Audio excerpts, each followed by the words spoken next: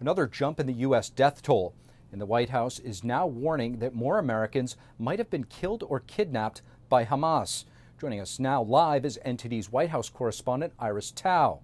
Good evening, Iris. What is President Biden saying, and what are we doing to get American hostages back home? Good evening to you, Steve. According to the Israeli government, at least 1,200 people have died in Israel and at least 100 people have been taken hostage by Hamas.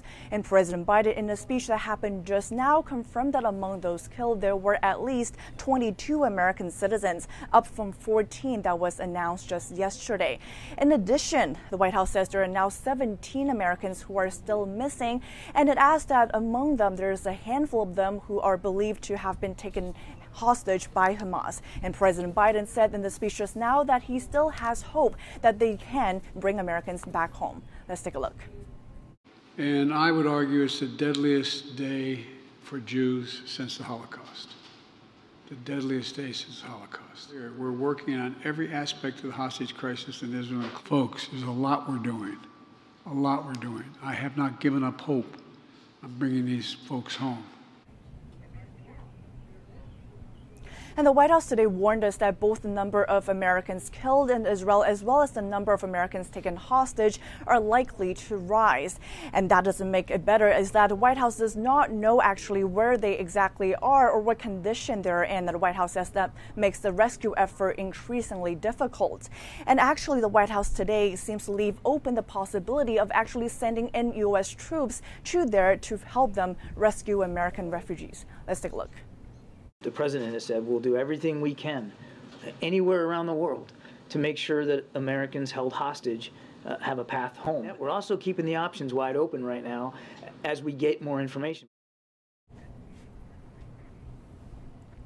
And in addition to working with Israel to try to get Americans back, the U.S. has also sent over weapons as well as air defense capabilities to Israel. And the White House says it's actively talking with Congress to try to see if they can send additional funding for both Ukraine and Israel. Back to you. Iris Tao reporting from the White House. Thank you, Iris. And what action will Congress take over the war between Israel and Hamas? With anti-Semitism on the rise in America, we had a chance to sit down with Democratic Congressman Jim Costa of California. Congressman Jim Costa, thank you so much for joining us. Thank you. It's good to be here with you today. It's great to have you here. Congressman, we're seeing this war unfold right now in Israel after the Hamas terrorist attacks. What do you think Congress and the administration can and should do moving forward? Well, we've come together this week with a bipartisan classified briefing, and I think there's strong support for us acting with one voice.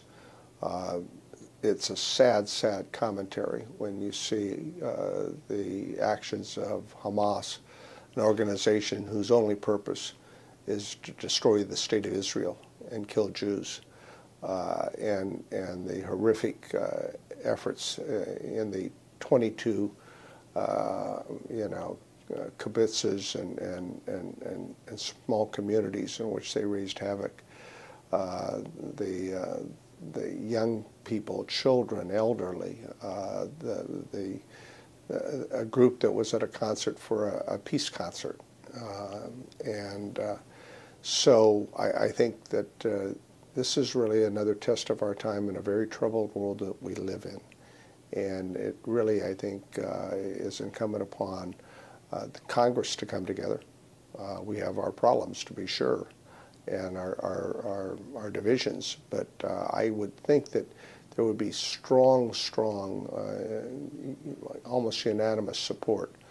And certainly President Biden's speech yesterday, I think, was a very strong speech, affirming that long-term commitment as the oldest ally of Israel, the United States of America.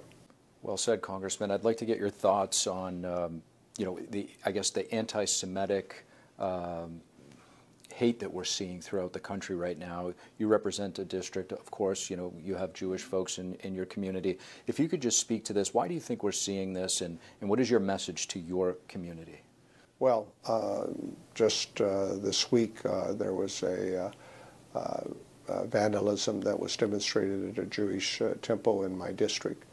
And we see, sadly, an uptick on hate crimes and anti-Semitism that has been generated for several years now. And it's just not in the United States. We find it in Europe and elsewhere. And I think that, you know, the fact that anti-Semitism still today exists, and we see it being played in, you know, some of the most horrific ways. I mean, for President Putin to use as his justification for the invasion of Ukraine and 19 months ago to denazify Ukraine. I mean, the terminology is offensive to begin with. And then when you add to the factor that Ukraine has had a significant Jewish population throughout its history, and the president, Zelensky, is Jewish himself, but yet to say we're going to denazify. And so we see this in podcasts, we see this in a whole host of misinformation that is being, you know, throughout the country and throughout the world. You know, it's a great fear that I have, and you have a responsible show and you're trying to provide information for your viewers. But too many Americans, and I think other parts of the world, think they're listening to a podcast in Des Moines, Iowa, or coming from Little Rock, Arkansas, when in fact it's emanating from St. Petersburg in Russia, or Beijing. And they're talking like, oh, you know, it's these folks, you know, and they think it's coming, but we're being played by adversaries who... A lot of propaganda. Who are trying to destroy the very basic foundations of what our country stands for by playing on the politics of hate and the politics of fear. And we know those have been formulas for success historically. With fascism and when people feel that, you know, that they're being forgotten, and it can be effective. Historically, we've seen that.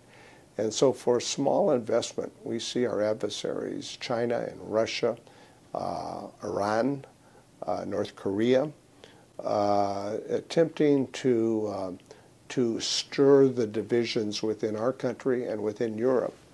And anti-Semitism is one of the methods, and hate-mongering to stir the pot. Very well said. Thank you so much, Congressman. Thank you. Could Republicans finally be unified behind a new speaker? Skepticism still in the air after an internal vote, but lawmakers did manage to choose a nominee. NTD's Melina Wisecup joins us now from Capitol Hill with the latest on the battle for the gavel. So, Melina, Republicans had their own closed-door vote today, with the majority voting for Steve Scalise. What are you hearing about an official vote on the House floor to actually make it official? Well, as of right now, Steve, it's all up in the air. When lawmakers were leaving that internal meeting that they had this afternoon, they were saying that they had planned to have a floor vote as early as 3 p.m. today. Now that seems to have changed. The House is actually in recess, and it's not clear when the House will come back to take that vote. And Scalise, he did win that nomination by a very thin margin, 113 to 99, which is super slim, especially for Republicans who are leading by a very slim margin in the overall House. Congressman Thomas Massie, after that nomination for Scalise was solidified, said that he knows of at least 20 Republicans who are still opposed to Scalise even after this nomination, showing just how divided the conference still is. So 20 Republicans is a large number of Republicans that could tank Scalise's chances unless he's able to change some minds, and that's what he's doing right now. We'll show you what Scalise had to say just moments after he was nominated by his Republican conference. Take a look.